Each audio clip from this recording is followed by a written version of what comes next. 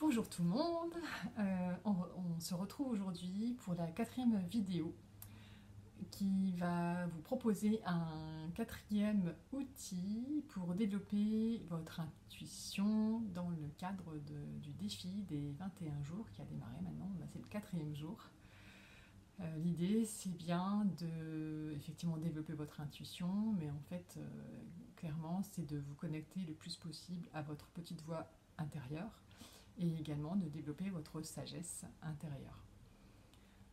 J'espère que depuis le début, vous appréciez les différents conseils que je peux vous apporter, en apportant aussi tout le temps la fameuse nuance de dire l'intuition est très subtile, l'intuition ça n'est pas vrai à 100% et que le mental, s'il est très présent, forcément l'intuition va être tronquée. De ce fait, il est important de suivre les conseils que je vous propose et de picorer dans ce qui vous intéresse le plus ou ce qui fait le plus écho pour vous. Alors aujourd'hui, 4e outil, c'est ce que j'ai appelé l'écoute active. Donc je vous invite à identifier, choisir quelqu'un de votre entourage, quelqu'un que vous connaissez plutôt bien, avec qui vous allez vivre un moment d'échange. Et durant ce moment d'échange, je propose que vous vous concentriez vraiment sur ce que cette personne va dire, donc vous concentrez sur ses paroles, tout en étant aussi vigilant et à l'écoute de ce qui se passe chez vous, en écoutant ses paroles, donc dans votre ressenti. Également, voir ce qui se passe chez elle en termes de non-verbal, qui peuvent vous donner aussi des indications et qui du coup peuvent aussi vous donner des idées par rapport à intuitivement, tiens, il se passe ça chez elle. Donc le deuxième temps, c'est ça, c'est ensuite d'aller dire, quand elle dit ça, qu'est-ce qui me vient à l'esprit sur ce qui pourrait être en plus ce qui se passe chez elle. Donc voilà, au-delà on va dire la surface, c'est les paroles, c'est le contenu. Et vous, avec votre intuition, c'est d'aller voir ce qui se passe à l'intérieur.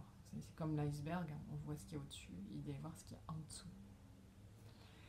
Et ensuite, d'aller échanger avec la personne pour vérifier si vous, ce que vous avez pu ressentir intuitivement, est-ce que ça correspondait à ce qu'elle vivait au moment où elle communiquait avec vous.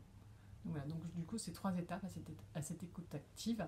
Donc cette première étape, c'est vous écouter l'autre, tout en étant centré sur vous, sur ce qui se passe chez vous, ce que vous ressentez chez vous. Ça peut être corporel aussi, ou quelle compréhension vous pouvez voir aussi parfois entre les lignes. C'est ce qu'on dit, c'est ce qui est dit entre les lignes. Le deuxième temps, c'est du coup de se centrer sur l'autre, de dire elle, quand elle dit ça, elle ressent quoi, il se passe quoi chez elle, donc tout en s'appuyant aussi sur le non-verbal. Et le troisième, en fait, pour vérifier si lors de cette écoute active, ce que vous avez pu percevoir était juste, c'est interagir avec la personne et puis d'échanger sur ce que vous avez vécu vous-même. C'est pour ça que c'est important de choisir quelqu'un que vous connaissez plutôt bien et qui n'est pas non plus trop impliqué affectivement. C'est-à-dire que ne choisissez pas forcément votre compagnon ou votre compagne pour faire cet exercice-là. Parce que parfois l'affectif prend tellement dessus que du coup l'intuition n'est pas forcément bien calibré. Ouais, j'espère que cette proposition d'outils vous aura plu. Je vous invite à continuer à me suivre au travers des réseaux sociaux, Facebook, Instagram. Je publie aussi également de temps en temps sur LinkedIn. De vous abonner à ma chaîne, à liker, à partager. Et avec un très grand plaisir, je vous dis à tout bientôt. Ciao, bye bye.